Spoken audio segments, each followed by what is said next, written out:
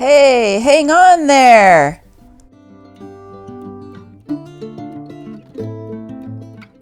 Don't do anything silly.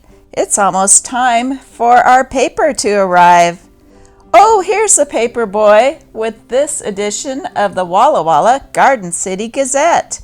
The issue is October 20th, 1894.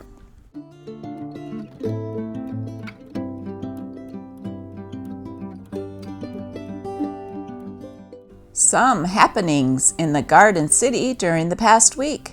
Our police officials are wearing new uniforms. Mr. Ira Collin and Miss Louisa Shaler, both of Whitman County, were married by Justice Burgess this Wednesday. Those who do not like the name this paper has chosen may appropriately call it the Walla Bee. First they hear it buzz, and then they feel it sting. A certain individual had the audacity to call a prominent physician of Walla a liar the other day. The doctor promptly knocked his man out quicker than it could have been done with a case of medicines. Sunday was exceptionally dry day to the old toppers of Walla. The saloons were closed and even the back doors were bolted. Adam's ale was the strongest beverage procurable, unless a man carried a flask which had been replenished the day before. The City Council met in regular session Tuesday evening. The council accepted the invitation of the Rescue Engine Company to attend the opening of their club rooms. A rebate was granted E. Patterson amounting in $15.75 on 2 horses which had been sold by the poundmaster. A remonstrance was received from the residents of Rose Street against the prostitutes who had taken possession of some houses on that thoroughfare.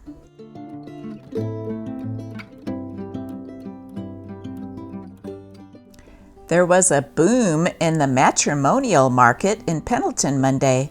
Jacob Clicker of Walla and Miss Minnie Garland of Umatilla County and W.H. Caseburg and Miss Mary Sexton of Umatilla County were united in the holy bonds of wedlock.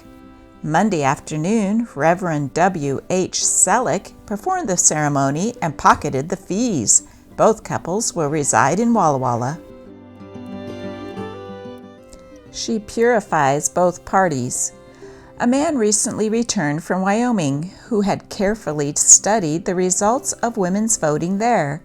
Says the effect has been to purify both parties. The women were unmanageable by factions, and when a bad man was up, would flock like sheep to the other side. It was found impossible to elect a bad man, and now both parties scour the country for men of good character for candidates. Soapsuds stilled the storm. During a late storm in the Adriatic, Captain Gall of the steamship Senegal made an experiment of the effect of soapy water in arresting the fury of the waves.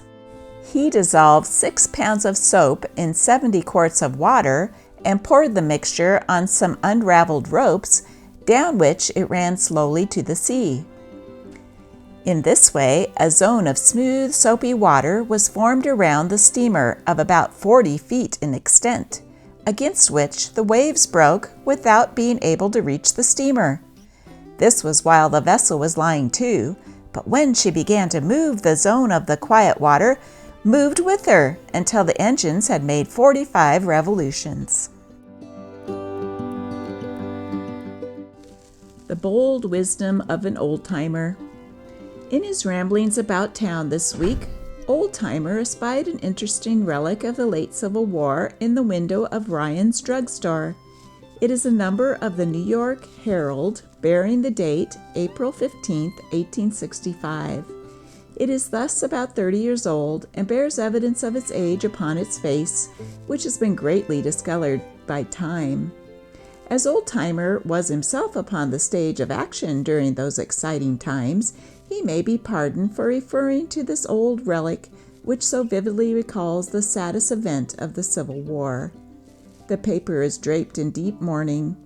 It contains an account of the assassination of President Lincoln which had occurred the night before.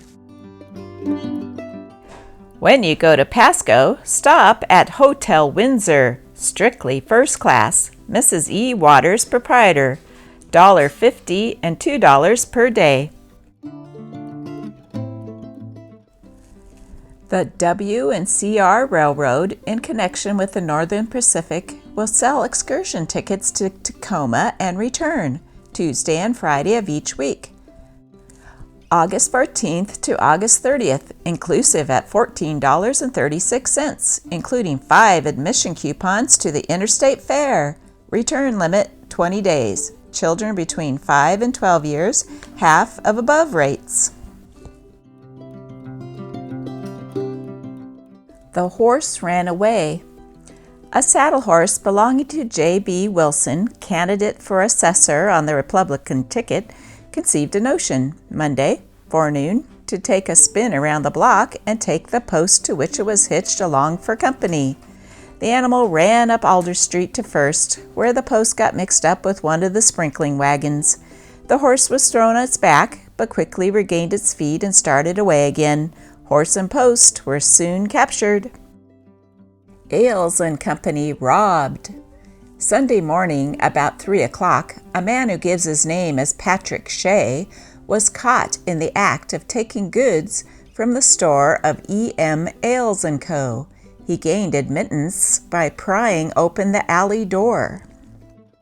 John Beerwagon, who sleeps in the store, was awakened by the noise the thief made, and looking around saw the fellow making a choice selection of razors, knives, pistols, and other weapons that might interfere with his anatomy in the hands of a desperate man. Accordingly, without making any noise, Beerwagon left the building and notified the officers. Policeman McDowell and Mr. Beerwagon entered the front door of the establishment, while Policeman Malone stationed himself at the rear door. The thief, hearing the noise in front, started for the open air and fell into the fond embrace of Mr. Malone, who presented the fellow with a pair of handcuffs a la mode. The prisoner was brought before Justice Arbery Monday morning, pled guilty, and in default of $600 bail, was sent to jail. A social home is opened by Rescue Engine Company No. 2. The many members of the Rescue Engine Company, of whom the club is largely composed, had invited friends and the City Council. The new club quarters are nicely situated, centrally located, and will afford a place to while away a few pleasant hours in social games, the perusal of newspapers and magazines, and association with congenial friends. The rooms have a southern and western exposure, are well lighted and well ventilated. The first is a billiard room, which is large and well adapted for the purpose. Adjoining is the card room, connected to the first by a large folding doors. The tables were not idle for a single moment during the evening. The last of the suite of rooms is the reading room. This is well selected for the purpose, as the windows front on 3rd and Alder Streets, furnishing plenty of light during the day from the west and the south.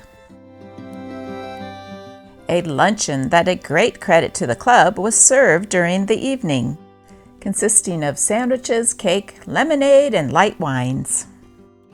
Many pleasant memories of the formal opening of the Rescue Club's rooms will remain in the minds of those who are fortunate enough to attend.